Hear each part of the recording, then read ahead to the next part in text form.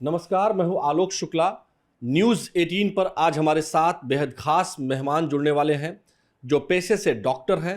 जी हां, इस वक्त हम S piles clinic Gomti Nagar Lucknow पर मौजूद हैं और हमारे साथ यहां के विशेषज्ञ डॉक्टर डॉक्टर सत्येंद्र सिंह चौहान जी हैं जो बेसिकली पाइल्स, फिशर और फेस्टुला के डॉक्टर हैं। आज हम इनसे जानेंगे कि इन बीमारियों से बचाव कैसे किया जा सकता है और यदि यह बीमारी हो जाए तो इसका इलाज किस प्रकार से किया जा सकता है। इन सभी मुद्दों पर हम बातचीत करेंगे। तो सबसे पहले डॉक्टर सत्येंद्र सिंह चौहान जी, आपका न्यूज़ 18 पर बहुत बहुत स्वागत है। नमस्कार सर, मैं डॉक्टर सत्येंद्र सिंह चौहान, न्यूज़ 18 पे।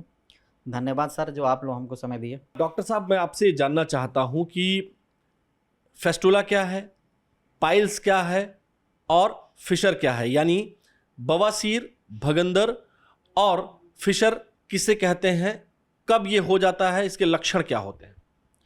देखिए, बवासीर में जो होता है ना, जब आदमी शौच के लिए जाता है तो मल द्वार से ब्लड आते हैं, पिचकारी जैसा होता है, बूंद बूंद जैसा टपकता है। और फिशर में क्या होता है, जब आदमी शौच करने जाता है मल द्वार से तो उसमें जलन और दर्द होती है, जिसके वजह से उसको पेन होता है, आसानी पेन होती है। फेस्टुला में क्या होता है, फेस्टुला एक ऐसी बीमारी है जो इन्फेक्शन की वजह से होती है। ज़्यादातर इन्फेक्शन मल द्वार में इन्फेक्शन होता है, वो धीरे धीरे वो पस बनने लगता है, वहाँ से पस के इन्फेक्शन होने की वजह से पस बन के वो निकलता है और दर्द होता है, आसानी दर्द होता है।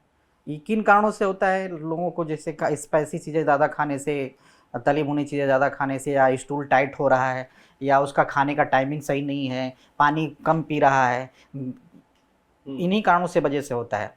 अच्छा, डॉक्टर साहब, हम आपसे ये भी जानना चाहते हैं कि आपकी जांच की फीस कितनी है? जब आप ये जांच के लिए बुलाते हैं तो फीस वगैरह कितना लेते हैं? हमारे यहाँ जांच की जो फीस है 200 रुपये फ़ीस है, जिसमें हम प्रोक्टोलॉजी करके देखते हैं कि अंदर क्या है, कौन सी बीमारी है, उसका कैसे इलाज किया जाए। तो बीमारी के बाद जो जांचें बाहर 5 से 6 हज़ार में मिलती, मात्र 200 रुपये में चेक करके हम लोग बता देते हैं कि बीमारी क्या है आपको। अच्छा डॉक्टर साहब, हम आपसे ये जानना चाहते हैं कि अगर मान लीजिए किसी को बवासीर हो गया है या फिशर हो गया है या फेस्टुला हो गया है, तो ऐसे में इसका इलाज किस तरह से संभव है? क्या इसमें बहुत चीर फाड़ करने की ज़रूरत पड़ती है या कोई आधुनिक टेक्नोलॉजी भी है आपके पास? देखिए, हम लोग जो करते हैं, जो इसमें जो है ना कोई चीर-फाड़ करते हैं, ना कोई कट-पीट करते हैं, बिना ऑपरेशन के करते हैं। लेज़र विधि, जर्मन ठंडी सेकाई, क्रायो सर्जरी, क्षार सूत्र द्वारा करते हैं। आए और आदमी 10 से 15 मिनट में आके इलाज करा के जा सकता है, क्योंकि मात्र 10 मिनट का ही इलाज है, बिना चीर-फाड़, बिना काट-पीट के करते हैं हम लोग। अच्छा, डॉक्टर सत्येंद्र सिंह चौहान जी, जैसे आपने कहा कि बिना चीर फाड़, बिना किसी इस तरह के टाँके के आप ऑपरेशन करते हैं, लेकिन इसका पूरा प्रोसेस क्या होता है? मान लीजिए किसी ने इलाज करवाया तो क्या 15 दिन में ठीक हो जाता है या 20 दिन में ठीक हो जाता है या कितनी बार उसको आना पड़ता है? उसको, इसकी जो हीलिंग की प्रोसेस होती है 10 से 15 दिन की होती है, जो हम प्रोसेस करते हैं। उसके बाद पेशेंट को घर जाने के लिए देते हैं, मात्र 10 मिनट में उसको छुट्टी देते हैं कि जाए वो। और घर पे जाके दवाइयाँ जो दी जाती है वो 10 से 15 दिन खानी रहती है, जिससे उसकी जो घाव है जो बना हुआ है वो हील हो जाए। हील होने में मात्र 10 से 15 दिन ही लगते हैं, आराम से वो करा सकता है उसमें। अच्छा, हील होने में मात्र 10 से 15 दिन लगता है, लेकिन क्या व्यक्ति फिर से खान पान को अगर लेकर के सचेत नहीं है तो क्या इस तरह की बीमारियां दोबारा भी हो सकती हैं? जैसे आपने बताया कि तला भुना खाना भी एक कारण हो सकता है। क्या क्या व्यक्ति खाए कि यह बीमारियां हो ही ना?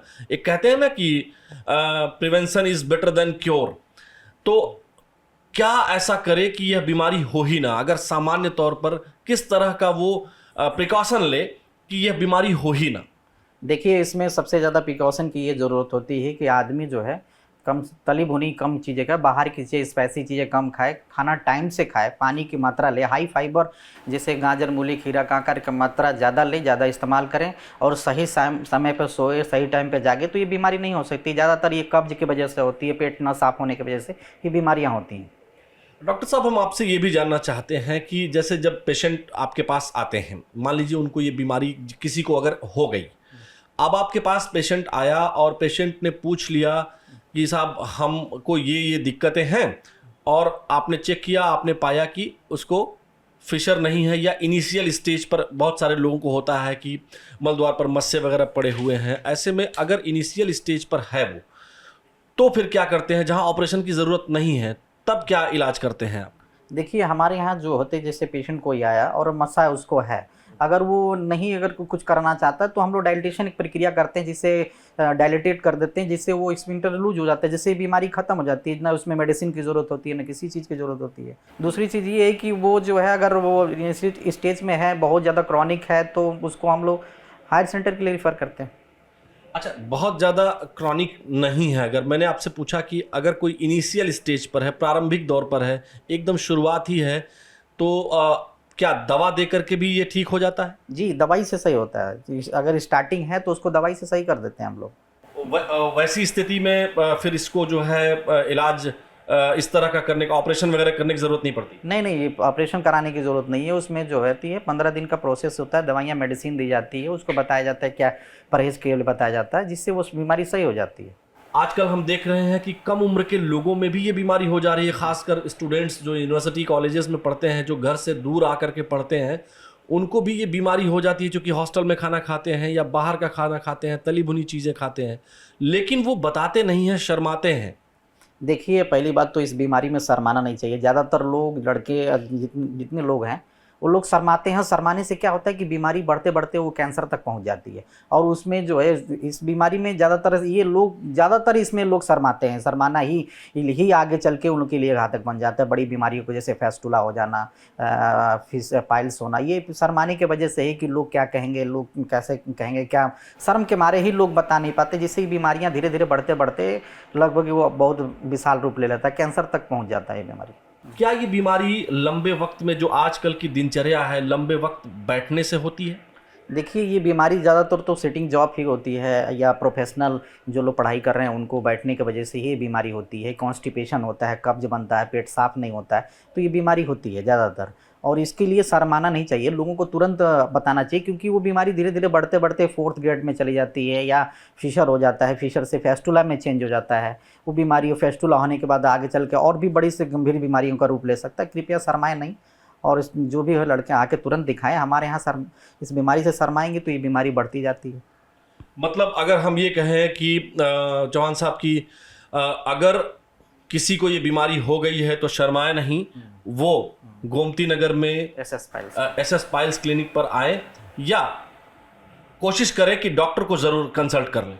ज़रूर इसमें शर्माने की ज़रूरत नहीं है। आप लोग हमारे एसएस पाइल्स क्लिनिक गोमती नगर में आएँ और इसका इलाज कराएँ। इसका मात्र 10 मिनट का प्रोसेस होता है। 10 मिनट में ही आपको छुट्टी दे दिया जाएगा। कोई चीर-फाड़, कोई काट-पीट, कोई वो नहीं है। आप आएँ, दिखाएँ और तुरंत जाएँ।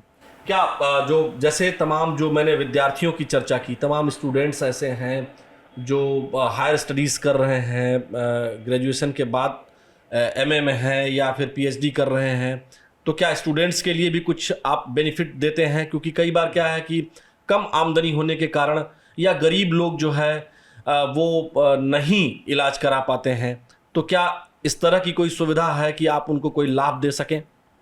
देखिए, स्टूडेंट के लिए क्या होता है, ज़्यादातर एक्यूट पोजीशन में ही स्टूडेंट आते हैं, ज़्यादा स्टार्टिंग होती है, तो हम कोशिश करते हैं उसको दवाई से ही सही करने के लिए। अगर वो ज़्यादा बढ़ जाता है तो कम से कम बजट में हम पेशेंट का इलाज करते हैं, बहुत ही कम बजट में, जिससे एक आम आदमी भी, एक रिक्शा चलाने वाला भी इलाज कर सकता है, और आराम से उसका जो बजट है उसी हिसाब से। नहीं है तो भी शिफ्ट में भी हम लोग एडजस्ट कर लेते हैं। चलिए, बहुत शुक्रिया डॉक्टर साहब बात करने के लिए, क्योंकि इलाज बहुत आवश्यक है ऐसी बीमारियों का, क्योंकि आम जीवन को बहुत प्रभावित करती है। बहुत धन्यवाद न्यूज़ 18 पर आने के लिए और बातचीत करने के लिए। धन्यवाद सर। मैं doctor Satyendra, S S piles clinic, Gomti Nagar, Lucknow. धन्यवाद सर।